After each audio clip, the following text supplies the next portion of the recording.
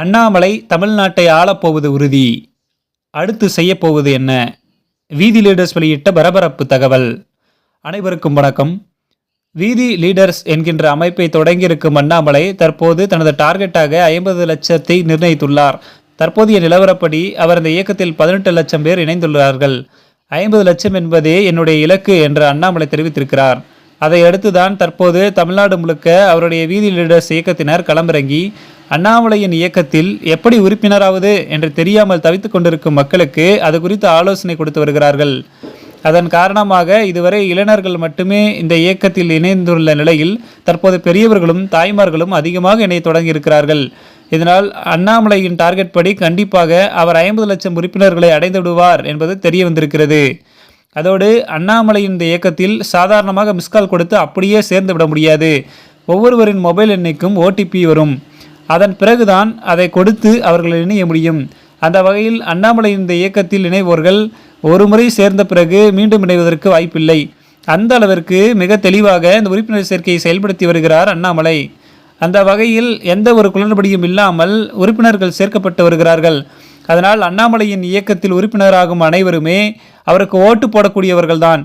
ஏதோ பேரளவுக்கு மட்டும் இதில் உறுப்பினராக சேர்க்கப்படவில்லை என்பது குறிப்பிடத்தக்கது. குறிப்பாக அண்ணாமலை இந்த விஷயத்தில் தெளிவாக செயல்படுவதனால்தான் அவரை பற்றி திமுக, தவேக கட்சிகள் எல்லாம் இந்த விஷயத்தில் எந்த ஒரு அவதூறு செய்திகளையும் பரப்ப முடியவில்லை. அதோடு அண்ணாமலை தான் மாநில தலைவராக இருந்தபோது டிஜிட்டல் மீடியாவை சரியாக பயன்படுத்தியவர்.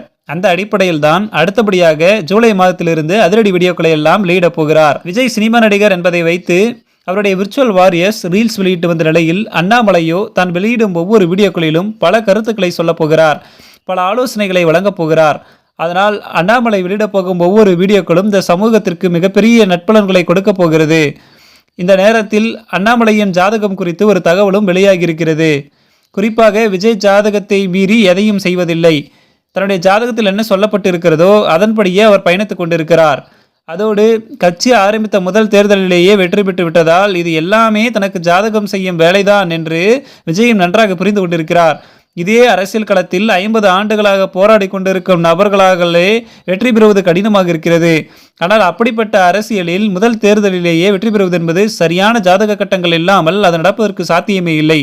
இந்த நிலையில்தான் அண்ணாமலையின் எதிர்கால அரசியல் எப்படி இருக்கும் என்பது குறித்து ஒரு பிரபல ஜோதிடர் தற்போது ஒரு தகவல் வெளியிட்டிருக்கிறார். அதில் என்ன கூறப்பட்டுள்ளது என்றால், விஜய், அண்ணாமலை 2 பேருமே ஒரே ராசியை சேர்ந்தவர்கள் தான் என்றாலும் பராபலன்கள் மாறுபட்டுள்ளது. விஜயை பொறுத்தவரை தற்போது நீச்சபங்க ராஜயோகத்தில் இருப்பதால் அவர் நினைத்தது எல்லாம் வெற்றி பெற்று வருகிறார். அதேபோல் உதயநிதி ஸ்டாலினுக்கும் ஜாதகம் பவர்ஃபுல்லாக உள்ளது. எதிர்காலத்தில் இன்னும் அவர் அதிரடியான அரசியல் செய்வதற்காகத்தான் வாய்ப்பு அதிகமாக இருக்கிறது. இந்த நிலையில் அண்ணாமலையும் அரசியல் களத்திற்கு வரும்போது டஃப் ஏற்படும். குறிப்பாக சொல்ல வேண்டுமென்றால் அண்ணாமலையை பொறுத்தவரை விஜயுடனோ அல்லது உதயுடனோ சேரமாட்டார். அவர்கள் 2 பேருக்குமே எதிராகத்தான் இவர் அரசியல் செய்வார். 2 பேருடனும் கடுமையாக மோதுவார். அதோடு அண்ணாமலையின் ஜாதகத்தில் சூரியன் முக்கிய கட்டத்தில் வரும்போது அவருடைய வேகம் இன்னும் கடுமையாக இருக்கும். அந்த சமயத்தில்தான் அவர் ஆட்சி அதிகாரத்திற்கு வருவார். அண்ணாமலையின் ஜாதகத்தை முழுமையாக கணித்து பார்க்கும்போது கண்டிப்பாக அவர் தமிழ்நாட்டின் முதலமைச்சர் ஆகியே தீர்வார் என்று கூறப்பட்டுள்ளது. அதோடு விஜயை பொறுத்தவரை 2026 சட்டமன்ற தேர்தலில் எளிதாக வெற்றி பெற்று விட்டார். ஆனால் அடுத்தடுத்து வரும் தேர்தல்களில் இப்படியெல்லாம் அவர் வெற்றி பெற முடியாது, ரொம்ப கஷ்டப்பட வேண்டும். 2 திராவிட கட்சிகளின் மீது இருந்த வெறுப்பு காரணமாக மாற்றத்தை கொண்டு வர வேண்டும் என்று மக்கள் அவருக்கு வாக்களித்து விட்டார்கள். அதுதான் அவருக்கு சாதகமாக செயல்பட்டது.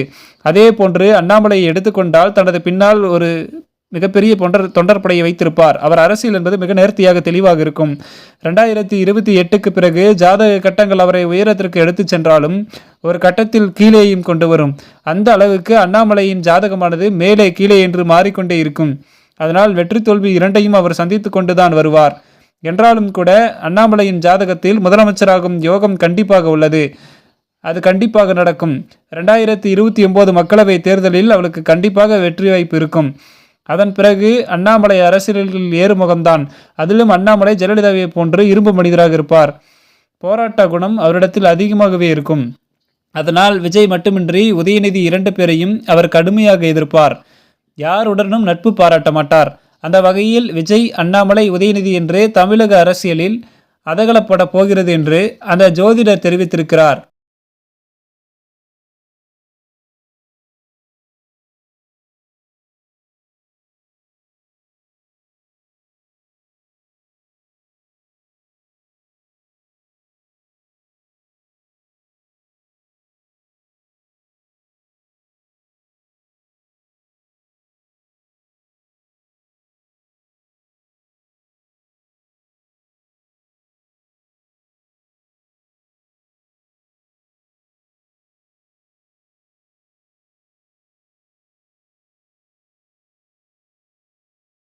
மக்களே, இந்த செய்தி குறித்து உங்களுடைய கருத்துக்களை கமெண்ட் வாயிலாக தெரிவியுங்கள். மேலும் இதுபோன்ற உடனுக்குடன் நடக்கக்கூடிய அரசியல் சார்ந்த செய்திகளை தெரிந்து கொள்ள மறக்காம சேனலை சப்ஸ்கிரைப் பண்ணிக்கோங்க.